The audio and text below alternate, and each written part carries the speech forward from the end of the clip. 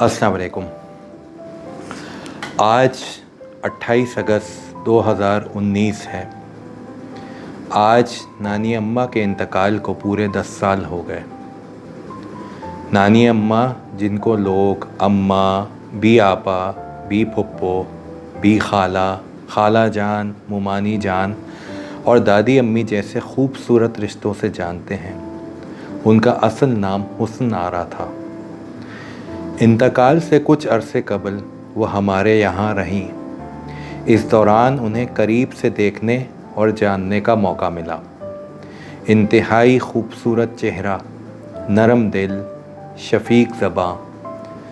जुमे को उनका मामूल था कि सुबह सवेरे नहाकर बरामदे में बैठ जाती तो और भी हसीन लगती। मैं उन्हें देखकर ये सोचता कि उनका नाम हुस्न आरा की जगह अगर हुस्न आ रहा होता तो भी गलत नहीं होता।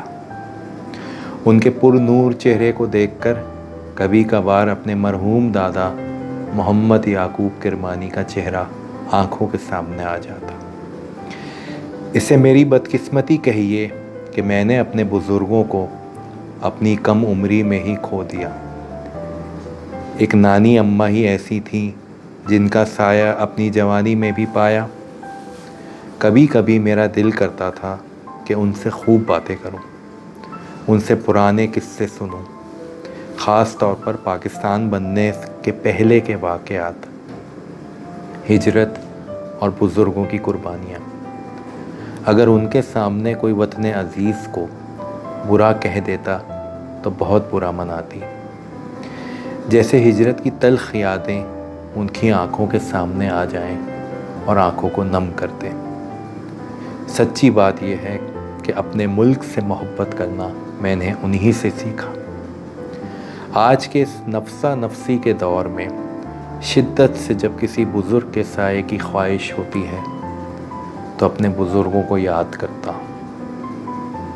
अब ऐसे लोग कहाँ मिलेंगे जो बग़ैर किसी मतलब के मोहब्बतें बांटते हों, जिनके प्यार में खुलूस हो, जिनकी दुआओं में एक अजीब सी ताकत हो, जिनके चेहरे पर ऐसी तमानियत हो जो मायूसी के अंधेरों में उम्मीद की कोई किरण पैदा कर दे, जो आपकी खुशी में सिद्क़े दिल से शरीक हो। गोया ऐसा सायादार दरख्त जिसका साया अपनों और गैरों के लिए यकसा हो, जो इंसान से मोहब्बत करना सिखाए। उनके इंतकाल के बाद मैंने सोचा कि उनकी यादों को किसी तरह महफूज कर लूँ। मोतियों की माला इस सिलसिले की ही एक काविश है। अगर आप भी मोतियों की इस माला में अपनी हसीन याददाश्त का कोई मोती पिरोना चाहें तो मुझे खुशी होगी। मैं जानता हूँ कि मेरे कुछ बहन भाई जितना अंग्रेज़ी ज़बान से आशना है, शायद उर्दू ज़बान से इतनी आशनाई ना हो। मेरी मजबूरी यह है कि अपने एहसासात की तर्जुमानी के लिए सिर्फ़ उर्दू ज़बान पर ही भरोसा करता हूँ। अलबत्ता अगर खाला अम्मी मौजूद होती तो मैं ज़बान गैर से शरह आरज़ू करने के लिए उनकी मदद लेता। अल्लाह उन्हें जन्नत नसीब करे।